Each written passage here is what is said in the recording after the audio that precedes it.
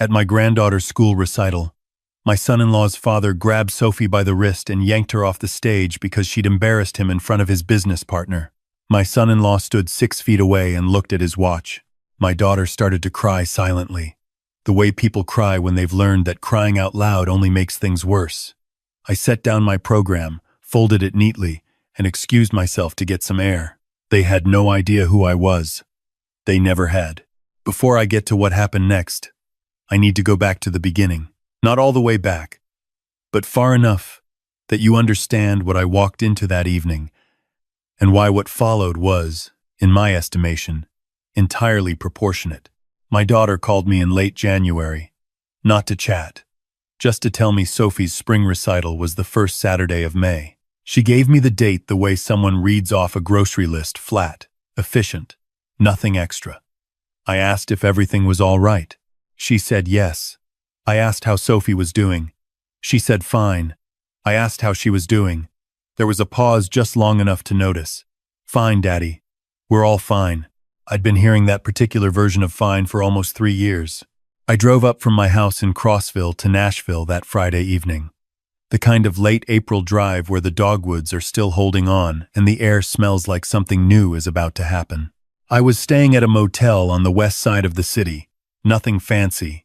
The kind of place that gives you a parking spot right outside your door and leaves you alone.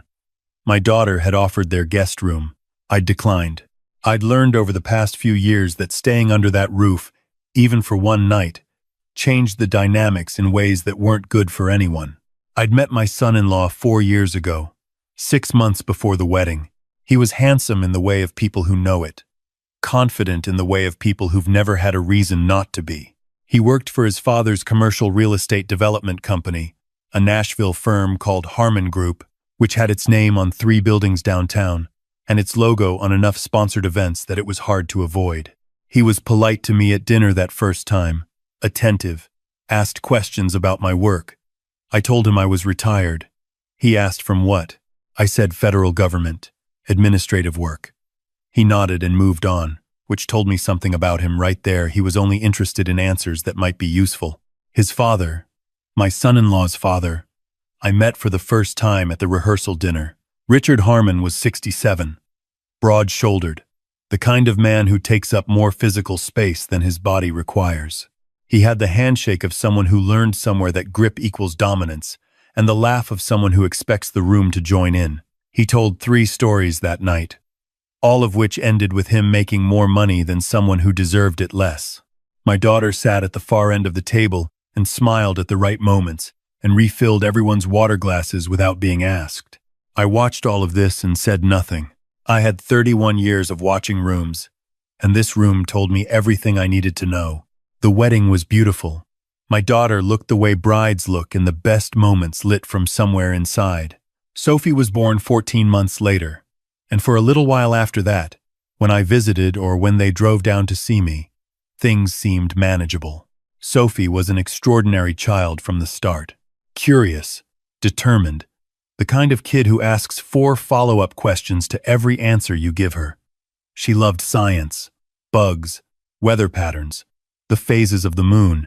She'd call me on Sunday afternoons and tell me what she'd been reading about. Dinosaur migration, black holes, why thunder follows lightning. I'd listen for as long as she wanted to talk. Over those 3 years, though, I watched my daughter change in increments small enough that maybe only a father would notice. She stopped calling for no reason. When she did call, she was always somewhere particular. The grocery store, Sophie's school pickup line, somewhere she could legitimately cut it short. The easy laugh I remembered from when she was young, the one that came out of nowhere and didn't care who heard it. That laugh went quiet. When I visited, she apologized constantly. For the house, for the meal, for Sophie being too loud, for things that didn't require apology from anyone. My son-in-law's father had a way of entering every room and rearranging it. Not physically, just atmospherically. When Richard Harmon sat down at a table, decisions about where to eat and what to order and when to leave somehow became his. My son-in-law deferred to him completely. Not out of love, but out of habit, the way people defer to weather. And my daughter had learned to defer to my son-in-law, which meant that somewhere in the chain, She had stopped existing as someone with preferences. I watched all of this. I said very little. I had reasons for that, which I'll get to. The Saturday of the recital arrived gray and warm, the kind of spring day that can't decide what it wants. Sophie's school, a small private academy in Belle Meade, had set up a combined science fair and performance evening in their gymnasium. Children had built displays along the perimeter of the room: volcanoes, solar systems, water filtration models, and in the center, a small stage had been assembled for musical performances and the school's fifth-grade presentation on environmental science. Sophie's display was in the back corner.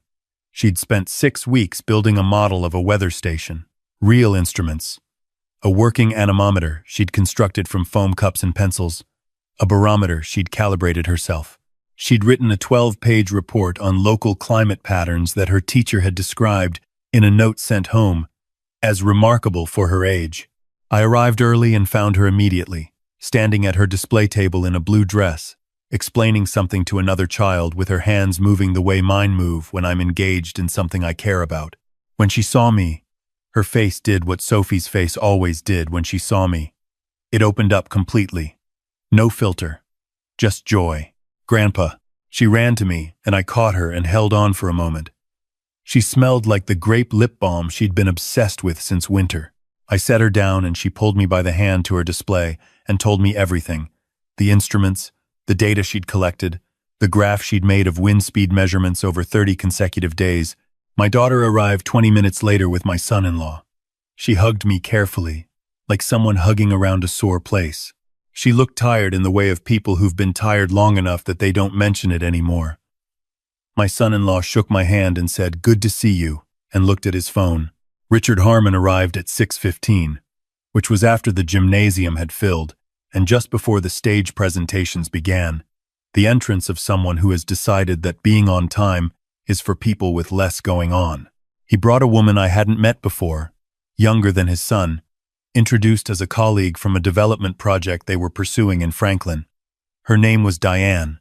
She had the polished, alert energy of someone at a business dinner who is simultaneously enjoying herself and collecting information. Richard moved through the gymnasium the way he moved through every space, like a man inspecting a property he was considering purchasing. He examined Sophie's display for approximately 45 seconds. "Weather," he said. "Practical." Then he looked at Diane and said something about one of their projects in a county 3 hours away that had required meteorological permits and how ridiculous the whole process had been. Sophie stood beside her display and waited for him to finish. "Nice job, kiddo," Richard said to her, already half-turned toward something else. I watched my daughter watch this. She smiled the smile of someone who has learned that expecting more leads to disappointment. The stage presentations began. Sophie's class performed second, a 15-minute piece on watershed conservation that the children had written themselves. Sophie had a speaking part, 2 full paragraphs she'd memorized about rainfall patterns and agricultural runoff. She delivered them clearly, without the usual fidgeting of 8-year-olds in front of audiences. She was precise. She was confident. She was absolutely her mother's daughter from before. When her section ended, Sophie looked into the audience. She found me first. I gave her a thumbs up. She found my daughter, who was already wiping her eyes quietly. Then she found my son-in-law's father, sitting 2 rows up with Diane, and she gave a small wave. Richard Harmon, apparently in the middle of saying something to Diane, missed it entirely. He was describing, from what I could gather, a zoning dispute that had gone in his favor. Sophie finished the performance and came off the stage and went directly to my daughter. She hugged her mother around the waist, and my daughter bent down and whispered something in her ear, and for just a moment the two of them were in their own world, complete. Then my son-in-law's father came forward. He told Sophie she'd done well, then immediately pivoted to telling Diane that public speaking was a skill most people never developed properly, and that he'd made his son take speech courses at 14. He talked for several minutes about his son's accomplishments, standing directly in front of Sophie's display as he did so, effectively blocking her from view. Sophie stood to the side, holding her program with both hands, listening politely. Diane, to her credit, eventually said something about Sophie's weather station, how detailed it was, How impressive for a child her age. Sophie's face lit up. She started explaining the anemometer construction, how she'd had to recalibrate it twice because the first measurements were skewed by the position of the school building's corner and the way it channeled wind. Richard Harmon's expression shifted in a way I recognized immediately. Not anger yet, just the early movement toward it. The slight tightening around the eyes of someone who is used to being the most interesting thing in any room and has just noticed that something else has captured an audience he considered his. "That's enough on the wind thing," he said. His voice was easy, almost amused. "I think Diane gets the idea." Sophie glanced at my daughter, then back at Richard. "But I haven't explained the barometer yet. It took me 3. Richard Harmon put his hand on Sophie's shoulder. He squeezed once, a silencing gesture. "Sophie, enough. You're monopolizing the conversation. What's the first rule your father's been teaching you?" Sophie said nothing. She looked at the floor. "What's the rule?" "That I should listen more than I talk," Sophie said, very quietly. "That's right." He patted her shoulder once, removed his hand. "Now let the adults visit." I was watching my daughter during this. She had gone very still. The stillness of someone who has learned that any movement in the wrong direction makes things worse. My son-in-law was looking at his phone. Sophie moved to stand beside me.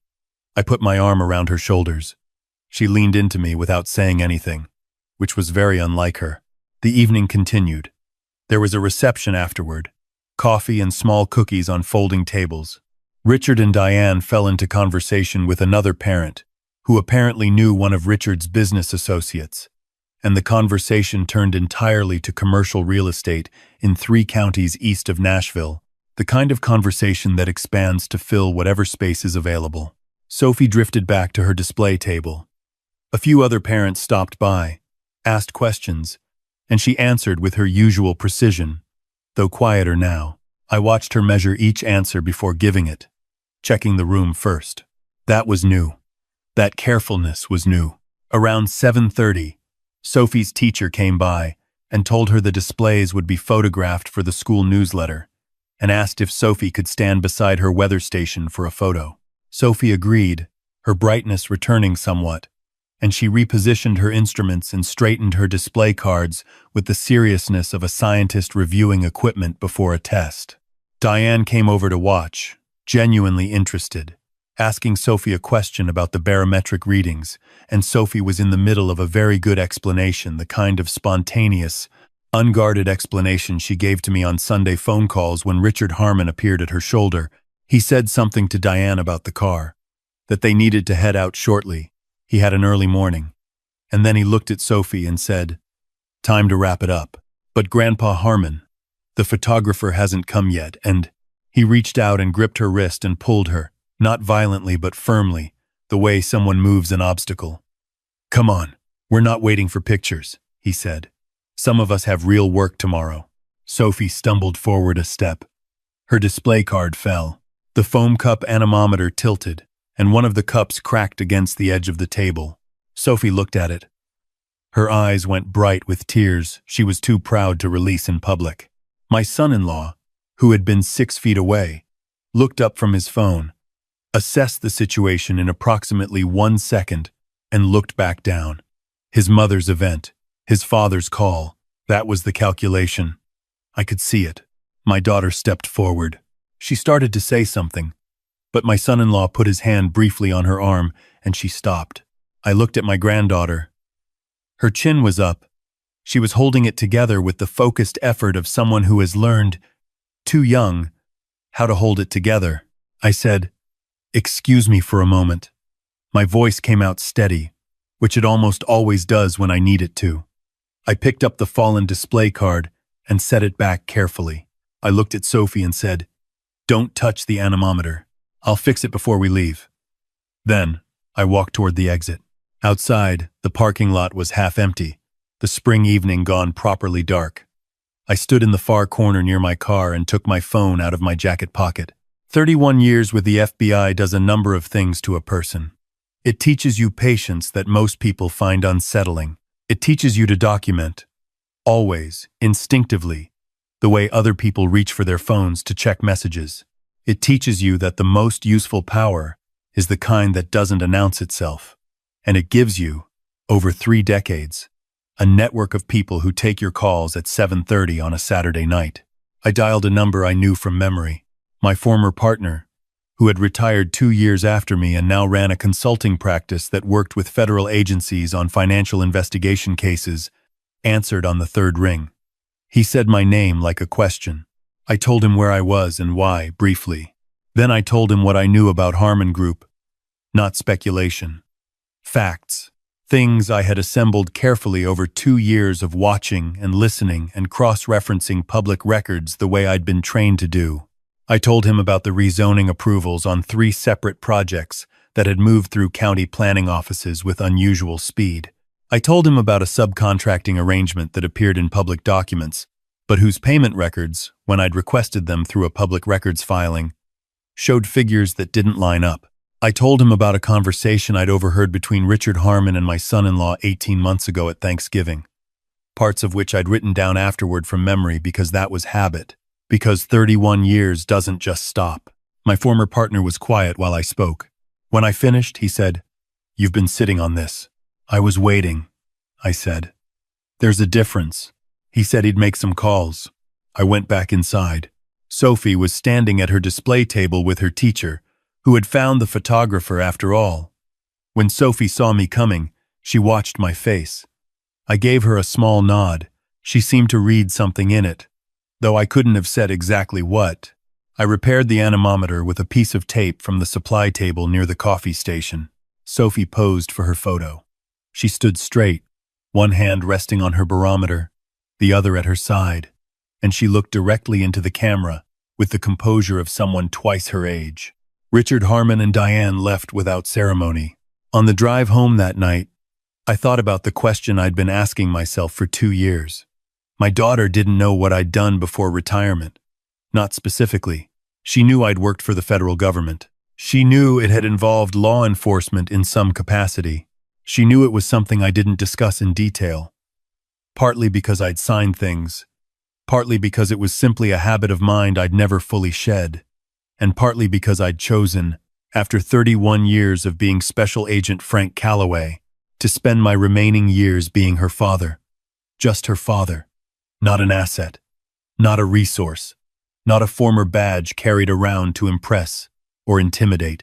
I'd watched Richard Harmon dismiss me at the wedding rehearsal dinner, at every Thanksgiving, at every interaction across 4 years, because I was a retired federal employee living in a small house in Crossville who drove a 12-year-old truck and didn't play golf. I'd let him. I'd watched him absorb my daughter into his orbit and teach my son-in-law to do the same. And I'd watched my granddaughter learn to make herself smaller in rooms where Richard Harmon was present. I'd waited. I'd documented. I'd thought about proportionate response, the way I'd been trained to think about it. That Saturday in May, watching Sophie hold her chin up while a man who should have celebrated her instead dragged her by the wrist away from the best thing she'd built all year, I decided I had waited long enough. 3 days later, my former partner called back. "There's interest," he said. "More than casual. The rezoning pattern you described matches a methodology that's come up in 2 other jurisdictions in the last 4 years. They've been building towards something. What you have may be the connective tissue." He put me in contact with a special agent in the Nashville field office. A woman, thorough, about 40, who came to Crossville the following Thursday and sat at my kitchen table for 2.5 hours. I gave her everything I had. Documents, dates, the conversation I'd transcribed from memory, public records, and what they suggested when read alongside each other. She listened the way good investigators listen, mostly quiet, occasionally redirecting, never suggesting what answer she was hoping for. Before she left, she looked around my kitchen. The degrees on the wall that I hadn't bothered to take down: a criminology degree from the University of Tennessee, a master's from Georgetown, a commendation plaque from a case in 2009 that had been in 3 newspapers and that I had moved to the hallway because I got tired of looking at it. She read them without comment. "You're Frank Calloway," she said. "The Frank Calloway. The Mercer trafficking case." I told her that was a long time ago. She nodded once. Then she drove back to Nashville, and I went and sat on my back porch, and listened to the birds for a while. My daughter called that evening. She sounded smaller than usual, which was hard to calibrate because small had become her baseline. I asked if she was all right. She said, of course. I said her name. Not anything else. Just her name. The way I'd said it when she was young, and I could tell something was wrong before she could figure out how to say it herself. She was quiet for almost a full minute. He told me I embarrassed him, she said finally, at the recital, because I almost said something when his father grabbed Sophie. He said, I have no sense of appropriate timing, that I always want to make things bigger than they need to be. I listened, she said. Maybe he's right. I said, he's not right. She said, Daddy, you don't know everything that. I said, I know you. I know who you were before, and I know what I'm watching now, and they are not the same. She didn't say anything. I said, you don't have to do anything right now. I just need you to know that when you're ready to move, I am standing right here. She said, okay. She said she had to go start dinner. She said she loved me. 6 weeks later, the Nashville field office executed search warrants on the offices of Harmon Group. The affidavit, which I only learned about through my former partner, who had been looped in as a consulting resource, laid out a pattern of bribery involving 3 county planning officials across 2 development projects totaling roughly $14 million. There were also questions about subcontracting funds that appeared to have been diverted, the precise irregularity I'd identified from the public records. I was at home when it happened. I watched the evening news and saw the exterior shot of the Harmon Group offices and the brief segment that followed. Richard Harmon had declined to comment. His attorney had issued a statement about cooperating fully with any inquiry, which is the statement attorneys issue when they haven't yet had time to decide what they actually want to say. My daughter called me 20 minutes later. Her voice was different. Still careful, still quiet, but something had shifted underneath it. The way the ground shifts after rain. She said, Dad, they're saying it's been going on for years. She said, Marcus, as she stopped. She started again. Marcus is on the phone with a lawyer right now and he's... She stopped again. I said I heard. She said, did you? Her voice did something complicated. She said, did you know about this? Did you do something? I told her the truth, which was that I had reported information I had observed and documented over time to the appropriate federal authorities, and that everything that was happening was the result of what those authorities had found when they investigated. She said, you reported them to the FBI. I said, yes. She said, how did you know who to call? How did you know? I said, sweetheart, I was with the FBI for 31 years. The silence was long, not uncomfortable, just long. She said, you worked for the FBI. I said, I was a special agent. I retired in 2019. I moved to Crossville and took up birdwatching, and I didn't tell you because I wanted to be your father, not your asset, not a tool, not the man with connections, just your father. Another long silence. She said, all the times Richard called you a small-timer, all the times Marcus said you didn't understand how the real world worked. I said, people tell you a great deal about themselves when they think you're powerless. She started crying, not the silent kind she'd been doing for years, the real kind, the kind that means something, has finally cracked open that needed to. She said, I need to leave him. I've needed to leave him for a long time and I just couldn't, I didn't know how to start. I said, I'll be in Nashville tomorrow morning. She said, okay. I was there by 9. She met me at the door.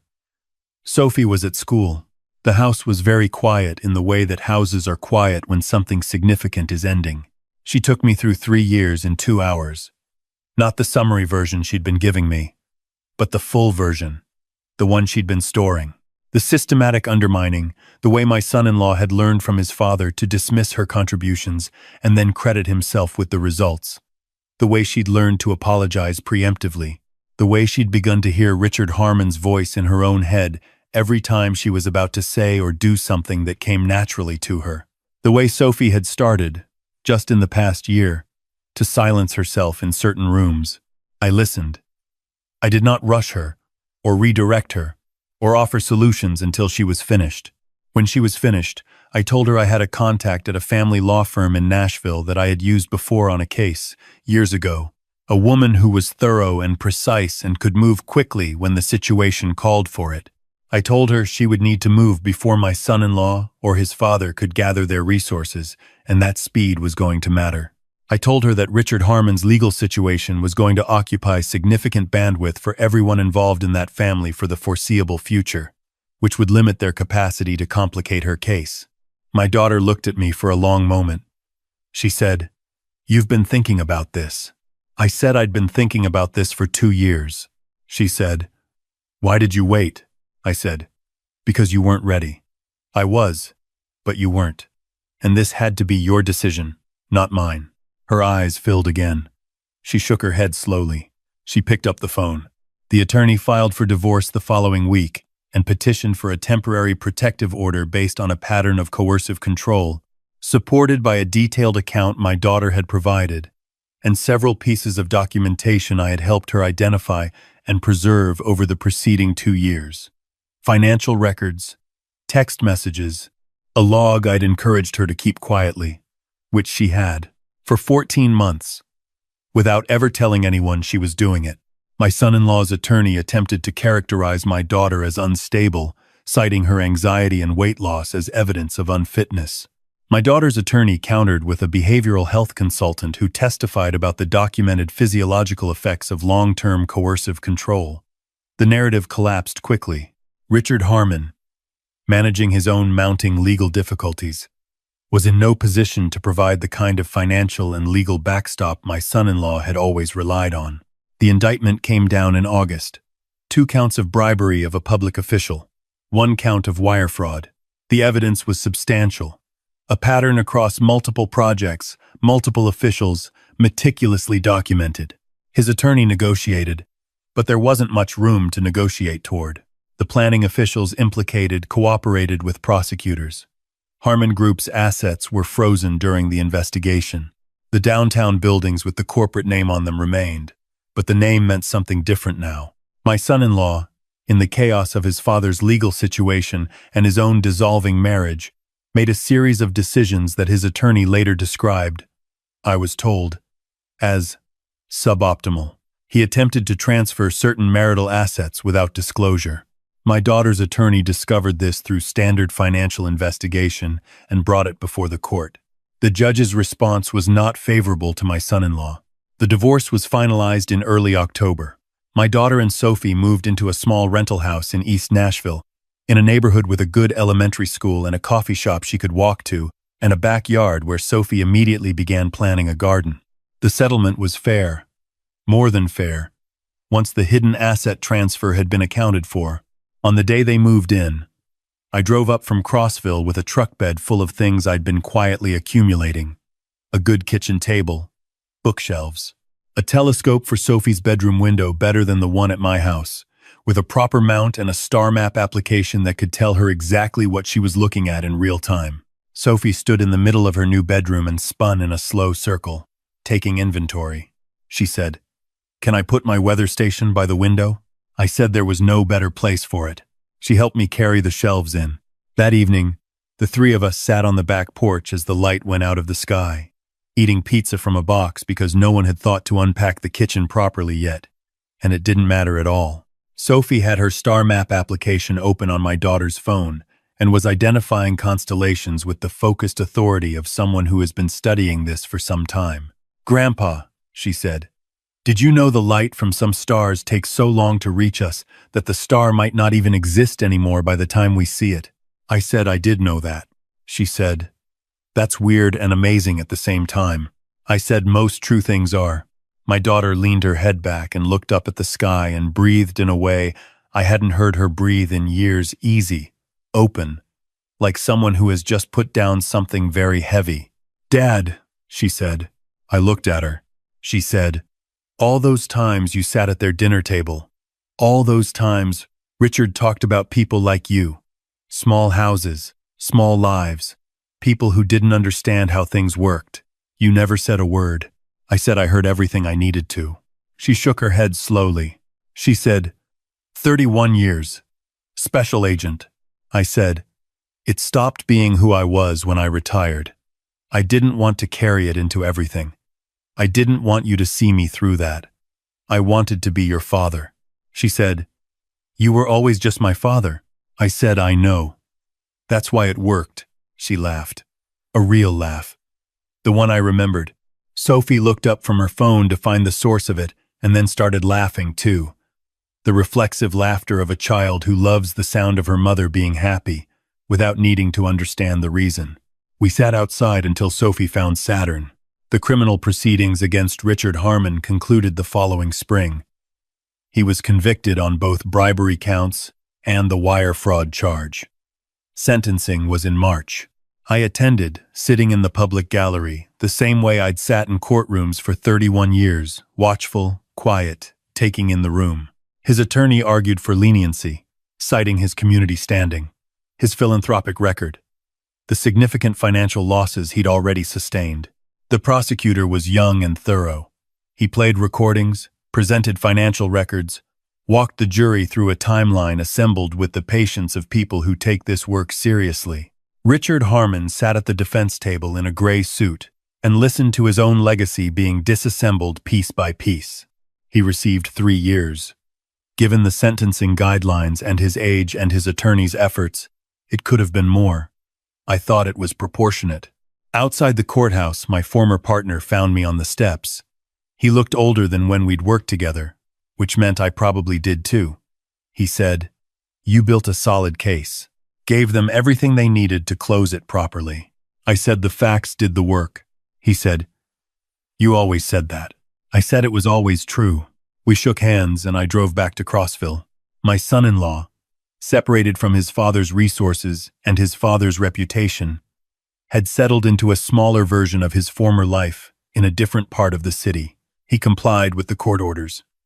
He paid what he was required to pay.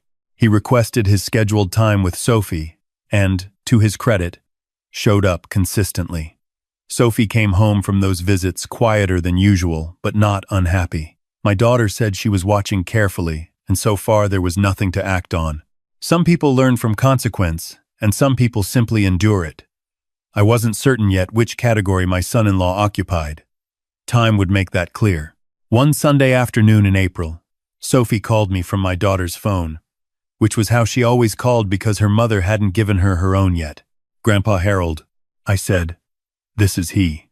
She said, "I want to be a meteorologist when I grow up." I said, "What happened to marine biologist?" She said, "I can be both.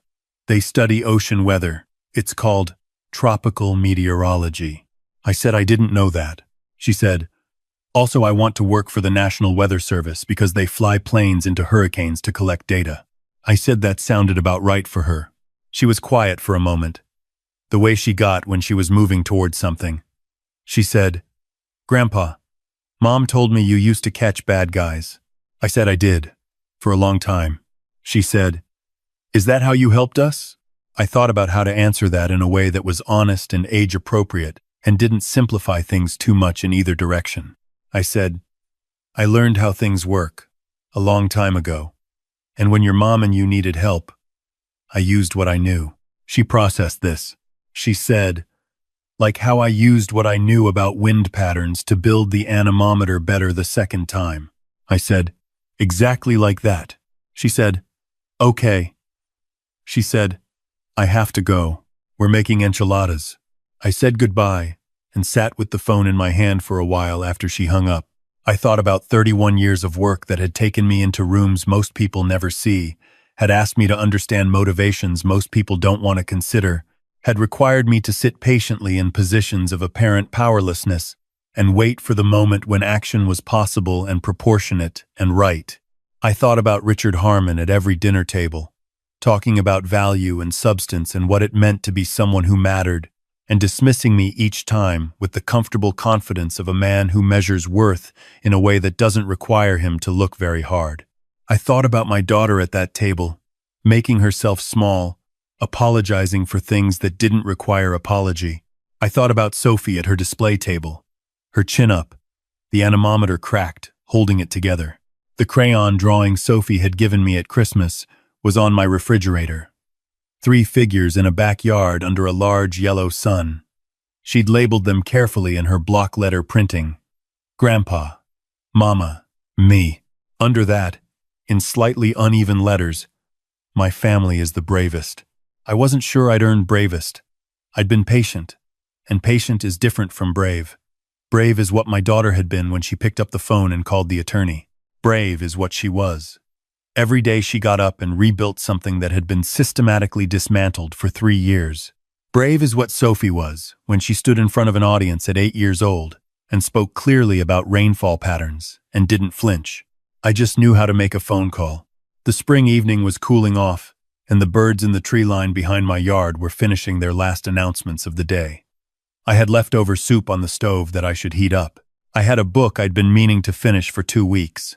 I had Sunday phone calls with Sophie to look forward to, and monthly drives up to Nashville for dinner that were starting, only recently, to feel like something other than reconnaissance. Mostly I had the particular satisfaction of a man who spent 31 years understanding that justice is not a single dramatic moment. It is patience, assembled into process. It is observation converted into documentation. It is knowing when to speak and what to say and who will listen. And it is understanding that the quiet grandfather in the small house with the 12-year-old truck is almost never who the room thinks he is. Richard Harmon was right about one thing. In the end, it pays to know how the real world works,